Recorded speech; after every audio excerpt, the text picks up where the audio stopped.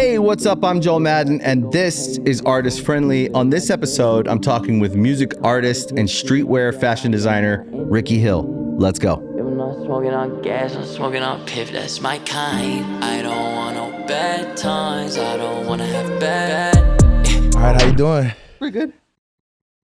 Not too early today. Yeah, I'm nervous, man. It's my first podcast. First podcast? ever. A little Yeah. nervous. How old are you? 34. 34, okay. Yeah. Young. Yeah. I'm 45, so I mean, got 11 years on 11 years, that's not that much. I feel like I'm 34, though. 10 years goes by fast. Yeah. You know what I mean? Yeah. How do you feel at 34? I feel better than I did at 24. Yeah? Yeah. Why's that? Fuck. 24 was 24, I got off pills. It's like I couldn't Pills, sleep man. for a long ass time. Yeah. Just like trying to be a human and shit. Yeah, pills are tough, man. Yeah. You've been in my awareness, right? I've heard your music, I've followed. And so when I was like, oh, well, I'm going to talk to Ricky. Okay.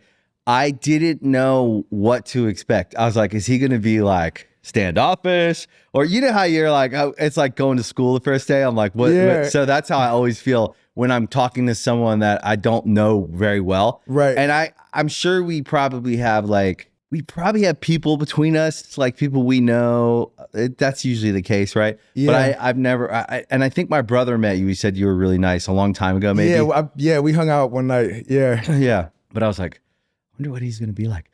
So I'm pleasantly surprised because I always like a friendly face. Likewise. Yeah. No, I was nervous because I fucking look up to you, man. Like I said when I walked in, I was like, you're a real fucking rock and roll star. Like Thank you. everything I always wanted to be. You know what I mean? Well, like, you look more like a rock star than I do. that's a lie, dude. Look around. You know what I mean? Look at all the fucking plaques and magazine covers and shit. Like you're a real rock star, man. Like I'm emulating what I saw and people like you and like Wayne and shit like that. I love Wayne.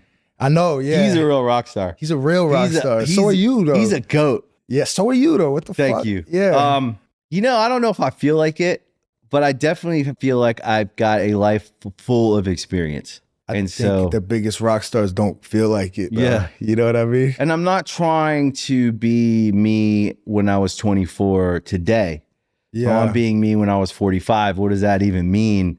That's kind of the journey you go on in life, is like, who am I at this moment in my life? How have I grown? Do I still like certain things? Have I let other things go?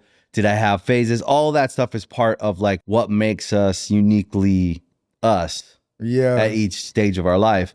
And today at 45, I certainly feel like I've got a ton of experience in like things like music and all the experiences that we can get into. But I also married, I have kids, I'm building businesses, and I'm trying to like still discover like, what does it mean to be me at 45? Damn. It means something different than at 25. Yeah. You know what I mean? Yeah. But 25 got me here. Fuck yeah. So it's like a pill problem may be a pill problem until it's not a problem, and then you can say it's something that got you here. Right? Yeah. I mean, it's an insight you have. Yeah. Did you used to, I was like, my homie was like, are you going to ask him anything? And I was like, did you used to get fucked up like back in the day? Because I love your music and I look up to you a lot. I'm just wondering, like, when you were on tour, like, did you like when y'all were performing in DC, like in front of the fucking White House or the Capitol, and your brother had the Bad Brain shirt on? Yeah.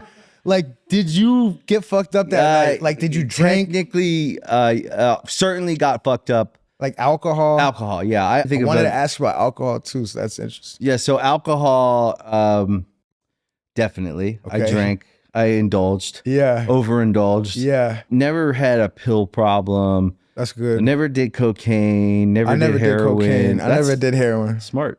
Yeah, I mean, Means you're smart. all my homies sold it, so it was never like the cool thing to take. Right. You know, but we did a lot of MDMA and Never did MDMA. pills, you know. But then there's like weed and mushrooms and stuff I don't really count as like drugs. Yeah. But everybody has a different perspective on that. Yeah. I guess I wouldn't really count that. I guess when I first started making music, I like to tell myself, like, when I would eat mushrooms or smoke weed, like, yeah, I'm doing drugs. This like, is artistic. When I was like 17 and I just started smoking weed every day, I'm like, I'm doing drugs. Like, fuck yeah. Like, Well, I've always wanted to do drugs. Some people could argue that the right people drinking or smoking weed would end them up going down the rabbit hole of trying other things. Didn't for me. Although I'm not a big weed smoker. Yeah. But I don't have a problem with people smoking weed. Some people, it's like a thing they do. They need to relax every day. That's how they do it.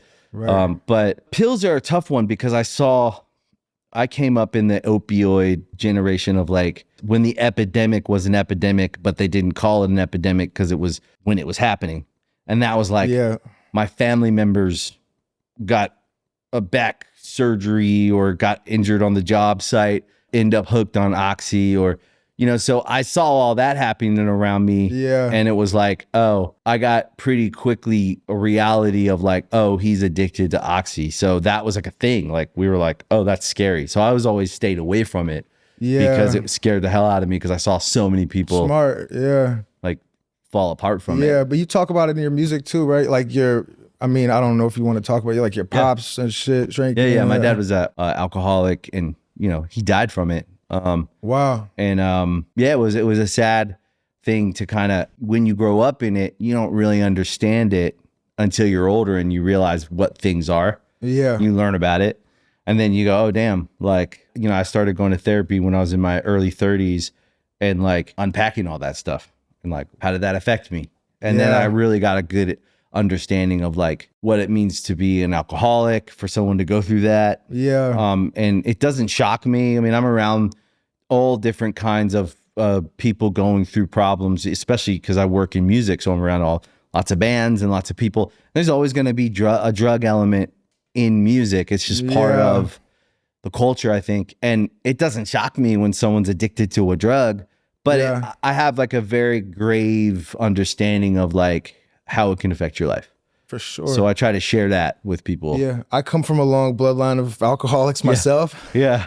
In my immediate home too. Yeah. You know what I mean? Like my mom, you know, so she doesn't really drink anymore, but it still took a toll on all of us. You know? You saw her go through it. Yeah. I mean, for sure. And then I find it hard to stop drinking myself. And I don't even get like fucked up every day, but sometimes, you know, I get too fucked up and I'm like, damn, like, what am I doing? Like, you know? Yeah. And you probably have a conflicted relationship with the idea, like I did for a very long time. I get really drunk one night, go big, blackout, something like that. What I found out about myself was I was medicating some trauma from my childhood. And when I went and did the work on myself, I no longer really wanted to drink. And then I found like there was something about healing some stuff that was directly related to my need to feel like I needed to go out and like drink. So I'm not saying that everyone who's an alcoholic probably just has trauma and needs to fix it. They probably do. Yeah. But there are people who are just alcoholics. They cannot stop drinking unless they're in a program and they're vigilant. For sure. That's not me, but certainly my dad a little bit. Yeah. I was like had to, but your did you dad ever go to went through rehab? Did you ever go to rehab? I went to rehab a couple of times. Wow. A few different rehabs. Yeah. How was that? The first time was 60 days in Utah. Wow. And how old were you? 20. Wow. 2010. So I got arrested out here in LA with weed. I just had 3 ounces in different bags. Yeah. But in 2010, they put it together. Yeah, it was just a different bag. You were like, but I put this jacket on, there was a bag in there. I put these pants on, there was a bag in there. Yeah, you know, like expired registration, like smoking weed in the car. Oh. And they gave me a felony for intent to distribute. Oh my God. That's so my lawyer was like, you got to go to rehab to show that you're an addict, you have a problem. And I was like, for weed? I'm not fucking going to rehab for weed. And I was like all angry and shit. I didn't even drink alcohol at the time. Right. But being in rehab, I'll never forget, like after getting out, after 2 months of being in there, I was like, I wanted to drink alcohol because that's all they talk about in there. And they, you know, like AA, they just tell stories about getting fucked up. Sounds amazing. Yeah. And this lady's like, I remember I used to wake up every day like that Jim Morrison song and just have a beer out the fridge. And I was like, fire. That's kind of like, is it that much fun? Like, well, yeah. Yep. So then I started drinking. It's a distinct difference for someone who's an alcoholic, because I had this experience with my dad. God bless him. Rest in peace. Yeah. We had a very conflicted relationship our whole life. But the last 10 years of his life, we became very good friends, and I understood the man that also happened to be my biological father. Wow. So that's how I kind of like look at it as like, okay, put aside all of the emotional things that maybe I didn't get when I was younger that I had to go and work out when I got older. And certainly I feel like being a father now, I've been able to heal a lot of that. But the man who actually was my father, I got to know him and we were friends, and he was a good guy. He was old school. He was like, came from nothing, wasn't motivated by money, wasn't motivated by any of the things that people care about in the world today, like politics or this or that, or it's like all this stuff. All the Man, he bullshit. was just a working class, wanted to have a job, and then go to the bar after, drink, watch sports, would pull over on the side of the road and help someone, would go over to someone's house on the weekend, and he worked with his hands, so he would build things for people or renovate their fucking nursery when they were having a kid, or their bath. He was just that guy. Yeah, all around. Yeah. Yeah. And was he great to everyone else, but like, was it hard to deal with him at home? When I was younger, he had 4 kids. He was never, when I think about it, imagine having 4 kids and making 30, 40, 50 grand a year maybe, and trying to put a roof over their heads and keep up with the bills. Yeah. And my mom was a handful too. That's a whole other thing. Yeah. He was trying to be upstanding. Well, he came from a rough background, so he was trying to be on the straight and narrow, work a real job, and be a upstanding citizen, and go to church on Sunday and do all that. So now I understand how hard that would be if you don't come from that, and then you're trying to do that. And then also he was an alcoholic. Yeah. My granddad was, my granddad was a World War II vet, had lots of PTSD. So that was a hard house to grow up in. And so there was a lot of generational stuff there. Wow. And so now I understand it. But he was a real rageaholic, real violent guy, real angry guy when he was drinking, and certainly I think when he was dealing with his own PTSD and all that stuff. So my dad's dad was like that. Yeah. And then now my dad's fucking amazing. Like, he's just a calm, great guy, doesn't rage or anything like that. But his dad used to, beat the shit out of him. Right. So he was the opposite. Yeah. Just kind of like how you must be with your kids. You know what I mean? I'm the opposite. Exactly. Yeah. That's how he was. How do you feel? Yeah. I'm not angry. I'm like, that's the thing with raising kids. I don't know if I'm getting it right or not, because I'm not big on punishing. I'm just trying to like talk to them, and like we're close, but also they're fucking teenagers. So I was gonna fuck up with a bad dad or a good dad or anything. Like, my dad fucking did well. He did his best for sure. Yeah. You guys are close. We're very close. Yeah. That's really nice. Yeah, we're tight. We're like that. Like best friends. Yeah, best That's friends. Amazing. For sure. That's what I hope for. Yeah, we are. We're like that. I asked him if I could fucking get this rose on my face. You know what I mean? Yeah.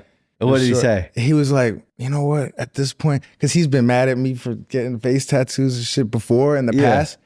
He was like, at this point, he was like, you could put it over your fucking nose. Like, do whatever you want. He's like, you're good. He just loves you. I love you. Yeah. He's like, I know you understand. I don't know. He knows I understand, and I'm happy with myself, and I understand what I want to look like, and I understand how I want to feel. And he respects that. And you're on your own journey. That's right. Yeah. Yeah. You're just trying to make your own way in the world and figure out what it means to be you. For sure. Yeah. And it's hard. Yeah, it's hard. For all of us. For sure. So let's say, like, it's interesting. With you, I have no idea what it felt like or what it feels like to be you. I have no idea what it means to grow up where you grew up. I have no idea what it means to grow up and have your dad as your dad. But no one does.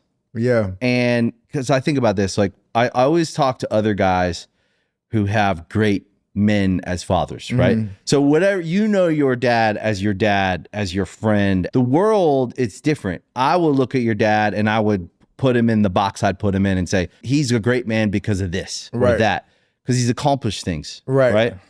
Which I'm sure you're proud of. Right. But you know him in a whole different way. To grow up with a man who's the example you have is a guy who's accomplishing things at a high level is probably one amazing in some ways, but then the other way, you know, I talk about this because my wife's dad is, you know, Lionel is like this great man. Right. And so for a very, very long time, the most interesting thing about my wife was her dad. That's what people knew her as. Like, that's his kid.